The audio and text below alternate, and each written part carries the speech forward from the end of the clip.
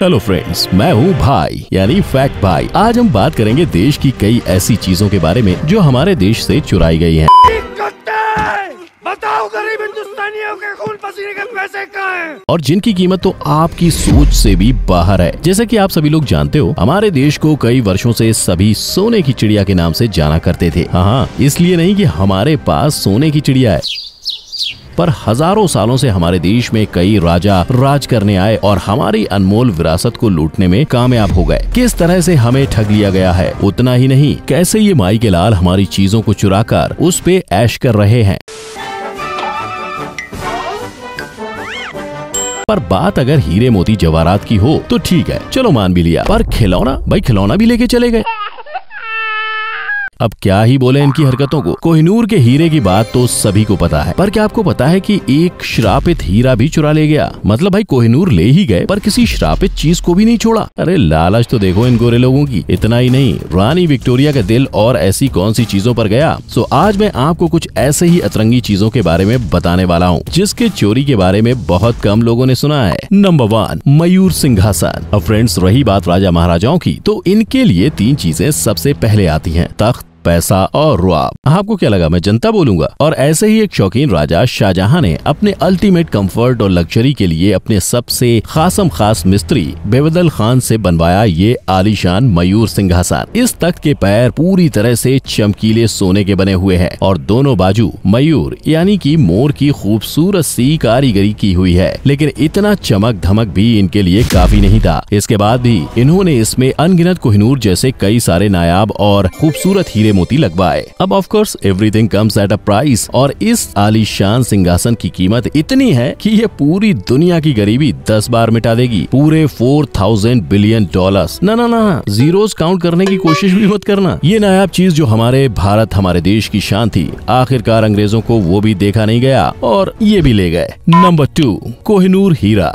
मैं उसी हीरो के बादशाह कोहिनूर के बारे में बात कर रहा हूँ जो क्वीन विक्टोरिया ने अपने ताज पर लगा रखा है। हाँ भाई, वो भी हमारे देश से ही चुराया गया है। पर क्या आपको कोहिनूर की पूरी कहानी पता है? अगर देखने में जाए तो कोहिनूर को किंग ऑफ डायमंड्स कहा जाता है, पर यह हीरा तो मयूर सिंहासन में जड़े हुए हजारों हीरो में से एक था। लेकिन बात ये हुई कि इन गोरों को वो सिंहासन हड़पने के पहले ही ये सबसे बड़ा और चमकीला कोहिनूर हीरा अपने देशवासियों ने निकाल दिया था। अब जब चोरी हुई तो ये लोग सिंहासन तो ले गए, लेकिन जैसे ही इन्हें मालूम पड़ा कि कोहिनूर हीरा तो भारत में छूट गया है, सीधा उल्टे पांव ये वापस आए इसे भी चुराने के लिए। लेकिन क्यों भाई? इतना बड़ा सिंहासन चुराने के बाद भी सिर्फ एक हीरे के लिए इतना घमासान आखिर क्यों? अरे ये घमासान तो छोड़ो, इस हीरे के लिए तो बड़े बड़े युद्ध तक हुए हैं, और ये सब सिर्फ इसलिए क्योंकि ये हीरा देश के सबसे बड़े और कीमती हीरो में से एक है। लेकिन फ्रेंड्स, कोहिनूर के बारे में एक और बात है जिस पे शायद ये चोर रिसर्च करना भूल गए। बात ये है, उस जमाने में ऐसा माना जाता था कि जिस भी राजा के पास ये कोहिनूर हीरा रहेगा वो राज्य बहुत जल्द तहस नहस हो जाएगा। अरे ओ अंग्रेजी बबुआ, सुना क्या?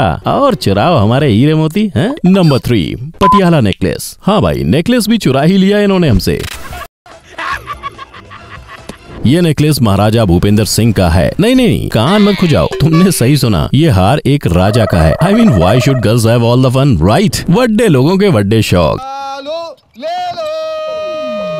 और इस नेकलेस के दीवाने क्यों नहीं होंगे राजा जी? उस नेकलेस में 2930 बेशकीमती हीरे जो लगे हुए थे। ये नेकलेस पूरे 5 चेन वाला था, और उतना ही नहीं, वो चेन्स एक पूरे हीरे भरे कॉलर के साथ अटैच थी। मतलब एक ही झटके में सजना संवरना पूरा, बाकी और कोई ज्वेलरी पहनने की टेंशन ही नहीं। मुझे बहुत सारे लोगों ने डीएम करके पूछा कि दीदी आपने ये क्या लगवाया है और क्या ये सेफ है और है क्या ये। तो एक्चुअली मैं आज बताना चाहती हूँ, इट्स अ टूथ ज्वेलरी। कौन है ये लोग? कहाँ से आते हैं? अब इसे मैं आलस कहूँ या चतुराई, पर बात इसकी चोरी की हो तो भाई उस चोर का तो स्वैग ही अलग था। उसने ना आओ देखा ना ताओ, सीधा घुस गया एक राजा के फुल प्रूफ हाईली सिक्योर्ड तहखाने में और चुरा लाया राजा का सबसे फेवरेट हार। स्वैग से करेंगे सबका स्वागत। ओ भाई, अब कल क्या पहनेगा वो? अब ना जाने उस कमबख्त ने उस हार के साथ क्या किया, पर इस हार के मोती अलग अलग जगहों पे अलग अलग देशों में मिले हैं। अब फ्रेंड्स, इसके बाद भी हद तो तब पार हो गई जब महाराजा भूपेंद्र की पोती ने कैलिफोर्निया में मिले हुए कुछ डायमंड से इस नेकलेस का एक हूबहू रेप्लिका बनाया, और यूएसए गवर्नमेंट ने सिर्फ एक रेप्लिका तक को इंडिया में आने नहीं दिया। मतलब मेरी बिल्ली मुझसे मैं आऊं। क्या बोलने का। नंबर 4, जगदम्बा तलवार। अब फ्रेंड्स, छत्रपति शिवाजी राजे भोसले जी को राजा कृष्ण जी सावंत ने अपने पिताजी की भवानी तलवार भेंट में दी। शिवाजी महाराज कृष्ण जी से उनके पिता की ये अनमोल तलवार लेने में संकोच कर रहे थे, तो उन्होंने अपने मन से उन्हें 300 हूंड दिए। अगर आज की बात करें तो ये भवानी तलवार की कीमत पूरे 7 करोड़ 20 लाख रुपए है। अब हमारे शिवाजी महाराज को ये तलवार इतनी ज्यादा पसंद आई कि उन्होंने तुरंत इसी तलवार के जैसे कई तलवार बनाने का आदेश दे दिया। लेकिन आपसी मतभेद के चलते सब राज्यों ने इस प्रस्ताव को मना कर दिया और केवल स्पेन के राजा ने ही इसे स्वीकार किया। उन्होंने शिवाजी महाराज के इस प्रस्ताव पर हजारों तलवारें बनवाई और इतनी भारी मात्रा में तलवार बनवाने की वजह से स्पेन के राजा ने उसमें से ही एक तलवार में हीरे जवाहरात लगवाए और उसे महाराजा को भेंट स्वरूप दिया। छत्रपति को ये तलवार बहुत पसंद आई और उन्होंने इसका नाम जगदम्बा रखा। ये तलवार हिंदुस्तान की एक बड़ी शान है, लेकिन अफसोस की बात ये है कि ये जगदम्बा तलवार भी गोरों ने चुरा ली और आज हमारी ये महाराष्ट्र की शान किसी लंदन के म्यूजियम में कैद है। Number 5, wooden tiger. हीरे जवाहरात तलवार तक तो ठीक है, चलो चुरा लिया, पर हद तो तब हुई जब गोरों की नजर से एक खिलौना तक नहीं बच पाया। यार, एक लकड़ी का खिलौना कौन चुराता है? क्यों, बात कुछ हजम नहीं हो रही ना? अगर मैं कहूँ कि इस वुडन टाइगर की एक नहीं और भी बहुत सी खासियत है तो हाँ, ये वुडन टाइगर मैसूर के राजा टीपू सुल्तान ने खास कारण से बनवाया था। क्या? खेलने के लिए नहीं मेरे भाई, वो सिर्फ एक लकड़ी का खिलौना नहीं है, ये 18वीं सेंचुरी की मशीन ने कला का एक बेहद उम्दा नमूना तैयार किया है। उतना ही नहीं, ये तो एक म्यूजिकल इंस्ट्रूमेंट भी है। और बात यहीं खत्म नहीं होती, राजा जी का ये टाइगर यूरोपियन सोल्जर के खिलाफ उनके आक्रोश का प्रतीक है। दरअसल ये वुडन टाइगर को अगर आप ध्यान से देखेंगे तो पता चलेगा कि इस टाइगर का मुंह एक सोल्जर के खून से लहूलुहान है और कैसे वो दर्दनाक तकलीफ से उसकी मौत का कारण बन रहा है।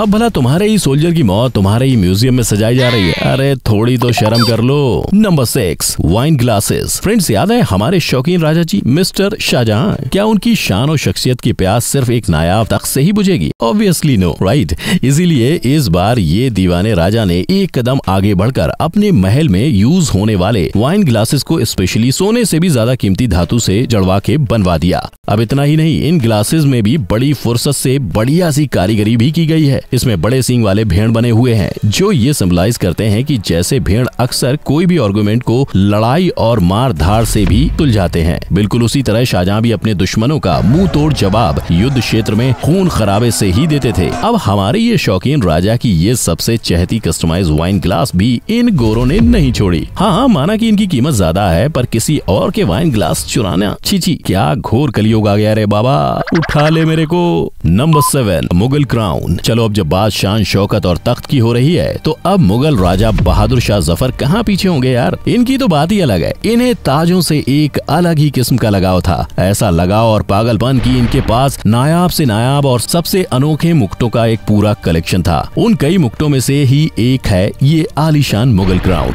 शौक देख रहे हो? अरे उसका पैसा उसकी मर्जी, तुम्हारा क्या जा रहा है भाई, राजा है यार, इतना तो बनता है बॉस। पर इन्हें शो ऑफ करना इतना ज्यादा पसंद था कि इन्होंने ये मुकुट बस एवं ही बनवाया, इसकी जरूरत ना होते हुए भी। पर अब इन गोरों की ताकत की दाद देनी होगी। इन्होंने राजा जी को इतनी बुरी तरह से हराया कि उन्हें उन्हीं के तहखाने में उनकी मृत्यु तक कैद कर दिया। और तो और वॉर जोन के वक्त हुए नुकसान को भरने के लिए भी उन गोरों ने राजा की ही चीजें बेच दी। तब एक सैनिक ने उसे खरीदा और इसे बेचने के लिए इंग्लैंड ले गया। इंग्लैंड में रानी विक्टोरिया का दिल इस पर आ गया और ऑब्वियसली उनकी नजरों से ये मुकुट नहीं बच पाया। अब क्या बोलूं मैं, किसी ने क्या खूब कहा है, लड़कियों का दिल किसी भी चीज से नहीं भरता है। क्वीन विक्टोरिया ने उस जमाने में इस मुकुट के पूरे 500 पाउंड्स इस सैनिक को दिए। भले ही बहादुर शाह को उस क्राउन की कीमत नहीं थी, पर अगर आज की बात करें तो राजा के 19वीं सेंचुरी के सारे कीमती चीजों से दुगनी इस मुगल क्राउन की कीमत है। नंबर 8, होप डायमंड, श्रापित हीरा। चलो हीरा जवाहरात हो गए, तख्त ताज हो गए और यहाँ तक की साला खिलौना और वाइन ग्लास भी हो गए, लेकिन इन गोरों की बेशर्मी की हदें तो तब पार हुई कि इन्होंने श्रापित चीजें तक नहीं छोड़ी। और ये वो श्रापित चीजें जिससे सब दूर भागते हैं, ये लुटेरे इसे ही लेके 9-2-11 हो गए। मतलब डिस्प्रेशन समझ रहे हो ना? क्या बोला,